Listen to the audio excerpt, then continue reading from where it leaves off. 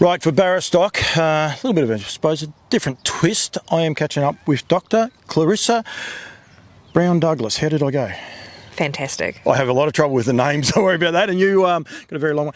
You are a nutritionist. You work for Kentucky Equine Research and also for Barastoc. I do, yes. I work for Kentucky Equine Research and we consult with Barastoc. They're our feed partner in the eastern states of Australia. It's a great association ever since I've been with Barastoc, which has been pretty much since I started doing these shows. And KER, or Kentucky Equine Research, have been an integral part of that. How long has the partnership been going with Barastoc and them? I'll throw you under the bus a bit.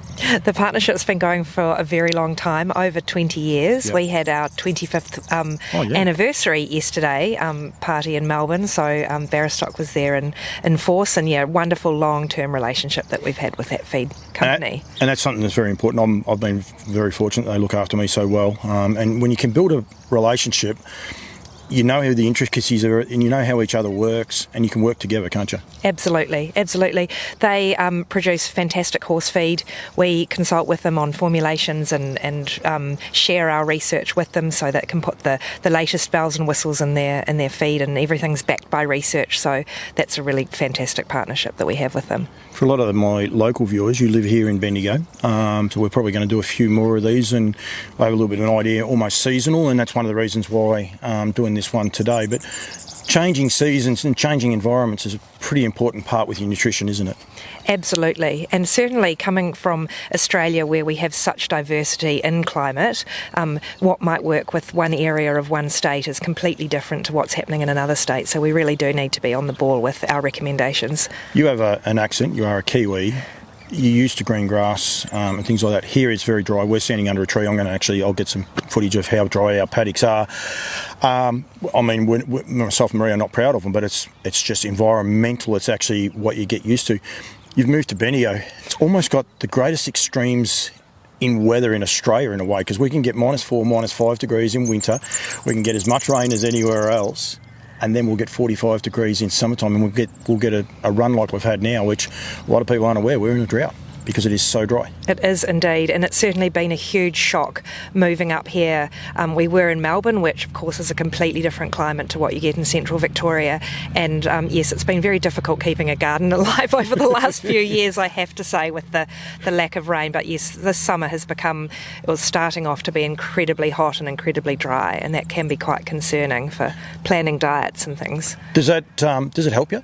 In a way, like knowing the climate has changed. You said there before about Melbourne. Sometimes people can live in an ivory tower, if you like. They don't see it because everyone's gardens are green, because you've got the water tap and things like. You come to the country and all of a sudden you can understand why people are ringing you up concerned and thinking about things. Yep, absolutely. And I think that it's important because we rely so heavily on pasture cover for providing our horse with the fibre that they need, that often you look out into the paddock, you'll see some cover there, but it's very, very dry, very, very yellow, and doesn't contain a huge amount of nutrition. And so it's important to remind horse owners that they actually do need to probably provide some additional forage to their horses. That's what we're going to discuss today. We've got some young ones here in the paddock behind us. Unfortunately, the sun's in the wrong spot for us to get them, but I will get footage of them going from there. They're in a paddock. It's got the cover. We've got mares and foals down a little bit. Half the paddock's got cover, half it hasn't, because unfortunately as it dries out, it just does, you turn your back and it is gone. And then a couple other babies. What is the most important thing? We've got a 1-month-old foal. We think he looks good. What is the most, if you like, important starting point with your forage, with your feed structure for these younger horses? For these younger ones? Well, certainly with the young foal, he's a month old, so his mother will be producing a huge amount of milk at the moment, so it's really her nutrition that you need to focus on. Her calorie requirement, calories are energy requirement, will be about the same as a horse that's in full work, so quite a lot of energy is needed. A lot of that comes from fibre, so of course her diet will need to have additional hay and other fibre sources provided, plus probably a concentrate feed or a cereal grain based feed to provide her with what she needs to produce milk for that young growing baby. So he'll be picking at her feed and having a go at having a graze, but it's really her nutrition you must consider with the babies. It's about 3 months, I think, because I actually wear another hat as a horse dentist, and it's about 3 months of age as to when they start to to chew the grasses up. Yep, At the minute he's trying, but it's too tricky. Yeah, and it's part of the process. It's strengthening his jaw up so that once he has to, he can start going from there. But the forage, and a lot of places I go to, the hay, the forage, it's one of the most important parts. Is that fair? Indeed. And we recommend that every single horse has access to at least 1.5% of their body weight per day in dry matter forage. So if you have a very lush grassy field, it's obviously difficult to estimate how much they actually are eating, but also because it's got a high water content, they've got to eat a lot to get that fibre. So in a way, when you've got dry pasture and you're providing hay, you can weigh it out and know pretty much what you're getting because it's about 90% dry matter that you're giving. So 1.5% of a body weight of a 500 kilo horse is 7.5 kilos per day of dry matter fibre. Per day. Just on that, when you were saying there before about grass, and we go past places and we see green grass, it's possibly a little bit easier that we know exactly what they are getting, because we look at the paddocks and we just say, right, well, there's zero in the paddock. And so you go from there. Yep. Whereas with the grass, people might say, oh, look at all the grass, not realising that it has dried out, even though it has that green tinge to it. There's not much more benefit for that either. Absolutely. And certainly, even looking around, you've got some grass cover, but I know that you're well aware that that's not going to be providing them with terribly much. So. Yeah. It's an important part for them too, though, that grass cover, one, reflecting from the heat, but it's also an important part for them to be able to still be able to graze, get their head down and graze at random stuff. Absolutely. Look, head down is very important. It's the way that they're supposed to eat. And so, having a pick on the ground is great. If they, if it's too low in cover, they can risk, ingesting sand or dirt. And so, it's helpful for them to be a horse to graze. So often we do recommend feeding from the ground. And, if you've got a hay net, maybe having it on the ground so that they can access the hay from there too. So slow feeders get spoken about a lot. Mm-hmm. If you can, are they good? Yeah, I think slow feeders are fantastic because the horse is obviously designed as a trickle feeder. They're not designed to have large meals of feed per day. They constantly produce stomach acid, so their gut is constantly trying to digest something. You can run into great problems if you don't provide continuous access to forage.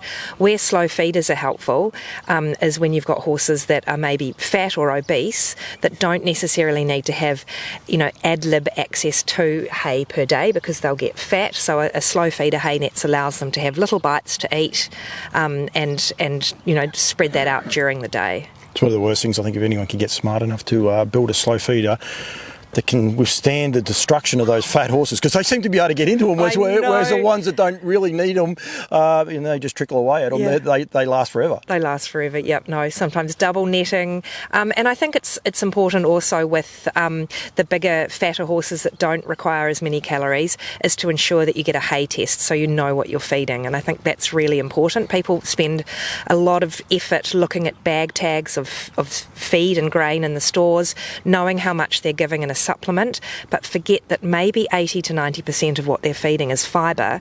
If you're providing it from hay, you have the ability to test that hay and know what you're giving. So testing for sugar levels, testing for non-structural carbohydrates, protein levels, it's a really good idea to know what you're giving your horse. How hard is that to do?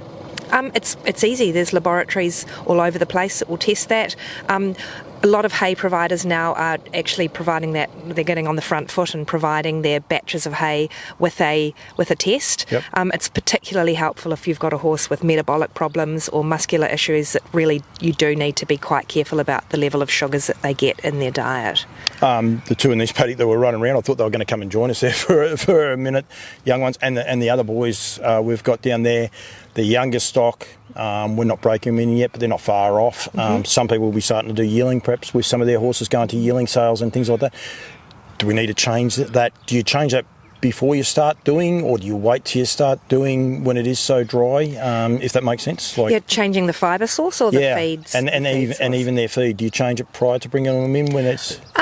It sort of depends. We do this on an individual basis. Yep. So we would be assuming that they would be on a specialty breeding feed at the moment to help them grow, provide them with all the nutrition they need to develop strong bones and healthy cartilage, etc.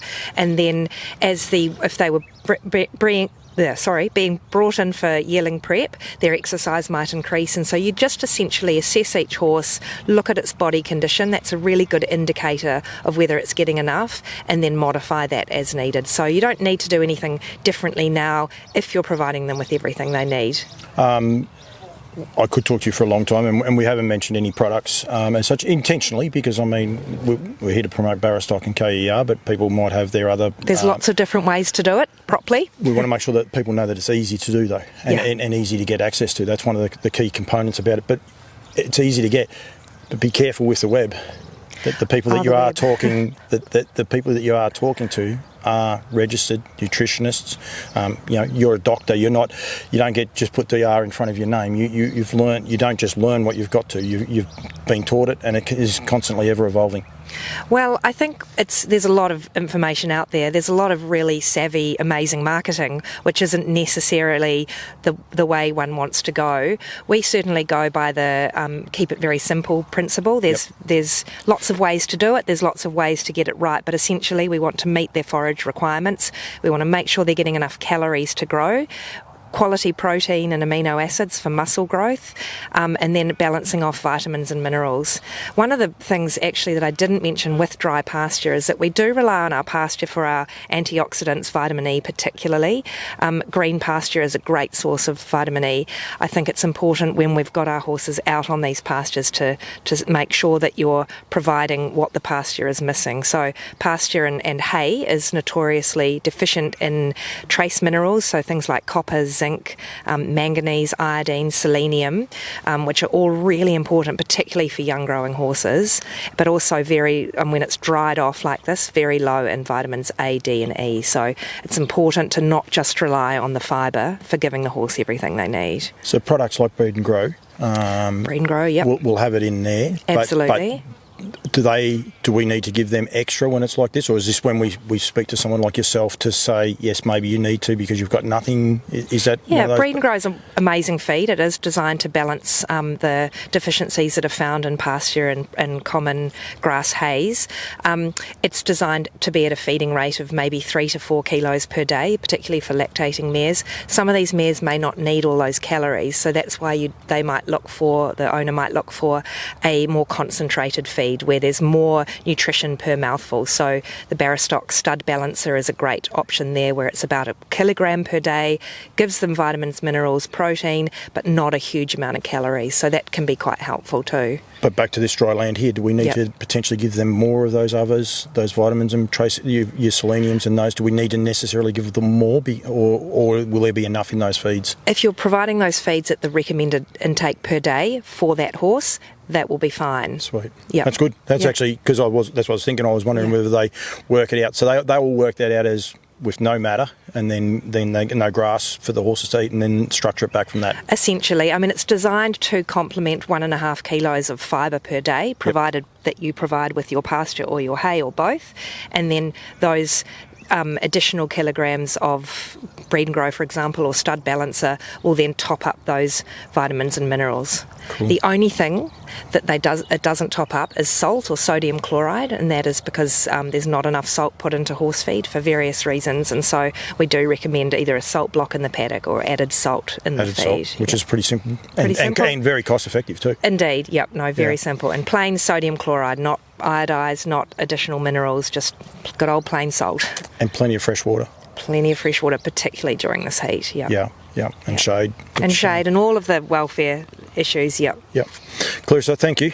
Appreciate it. You got roped into this one. You missed out on a breakfast, but that's okay. But thank you. But I do appreciate it. I want people to be aware. You and I will definitely be doing some more of these. And as I said, I just want people to be aware of how dry it is. I'm not going to hide behind our grass. Quite often I'll do photos and videos, and I'll make sure I don't. But it's reality. It's reality. And it is early, late, middle November, but it's been dry since the start of November. It's going to be dry like this right through to March. Absolutely. And it's not hard to find a locally produced round bale of grass hay that potentially has a test attached to it. Pop it in the paddock and allow those girls and young ones to have something to pick at the whole time. Clarissa, thank you. Thank you very much. Anyone wants to get in touch with you, best way? KER? Best way is through KER, advice@ker.com. Email and then go from there. Thank you very much. Thank you.